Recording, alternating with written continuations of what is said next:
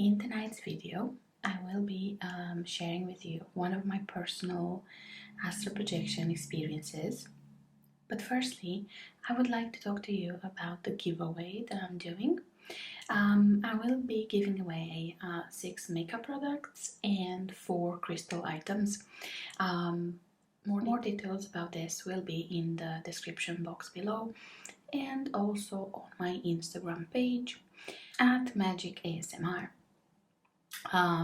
Just so you know, all the accounts that I have, all the social media accounts, so Facebook, Instagram, TikTok, and Rizzo, all are Magic ASMR. All you need to do for the giveaway is leave a comment to any of my videos on YouTube and also subscribe to my channel. That's all you need to do. So for me to pick a winner, I need your comment in one of my videos.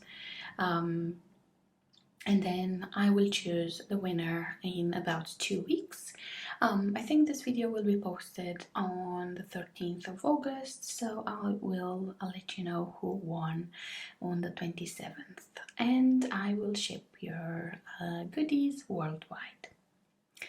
Now, without further ado, let's start with our story time. A bit of a backstory. I have been astral projecting since I was a child. Now, some of my astral projections are quite interesting. Some of them are weird, to say the least. And I have been researching and learning more about astral projection in the past year. And these are actually 2 experiences, but they are connected. So I will start with the first one. I astral projected with 2 other practitioners that I apparently seem to know in the astral plane,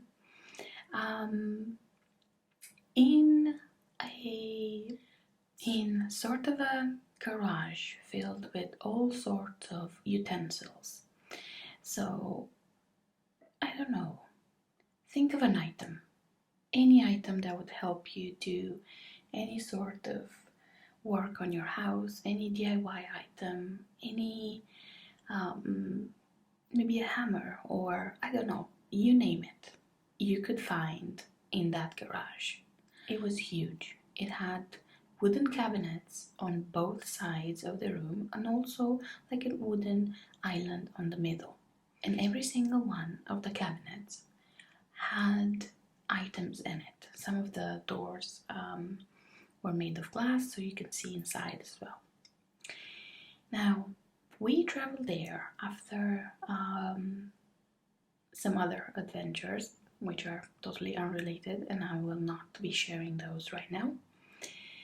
We traveled there, and it seemed to me like it was sort of a one-stop shop, or if you guys are Harry Potter fans, sort of like the necessity room. You could find there everything you need. That's the feeling that I got from the place. Now, when we got there, the other 2 individuals that I was with quickly announced the owner of the shop that they will be going in the back to search for something.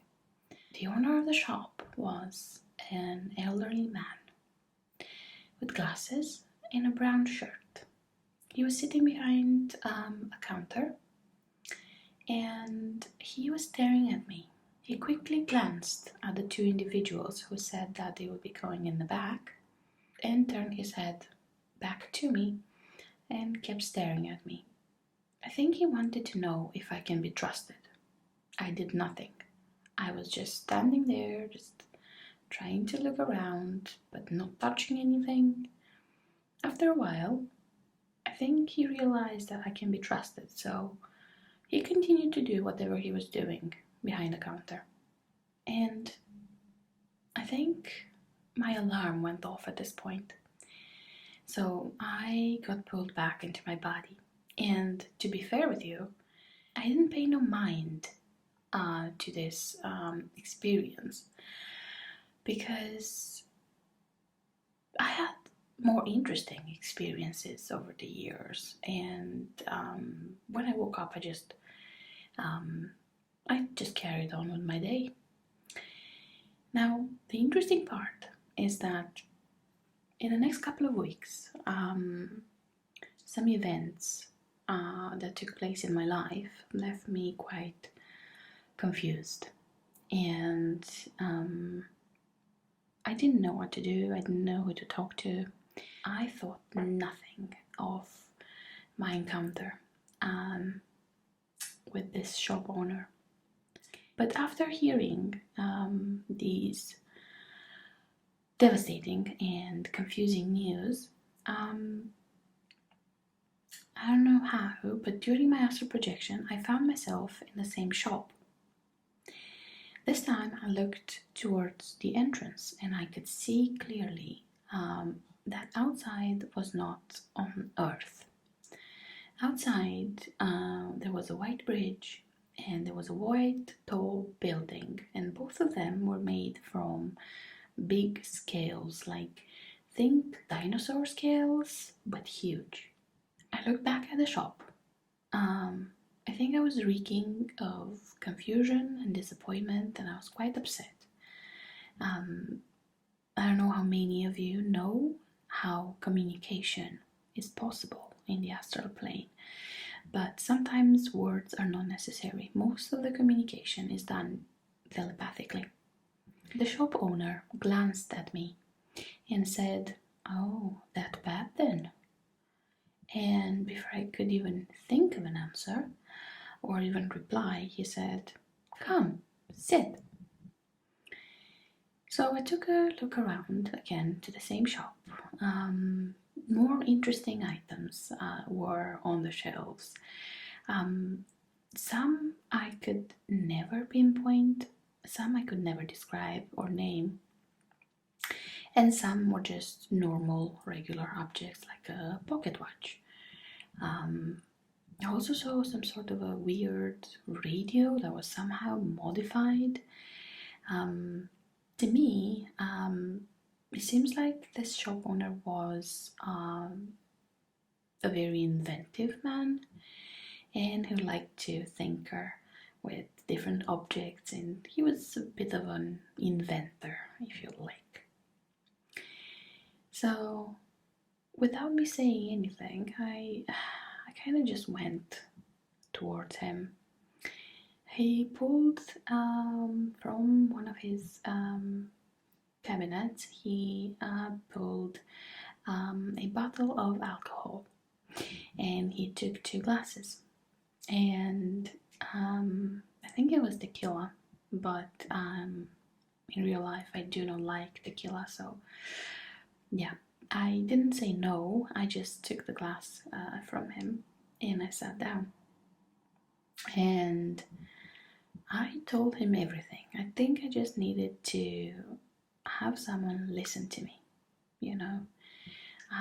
It was like this shop that he had, it wasn't just, yes, I need an object.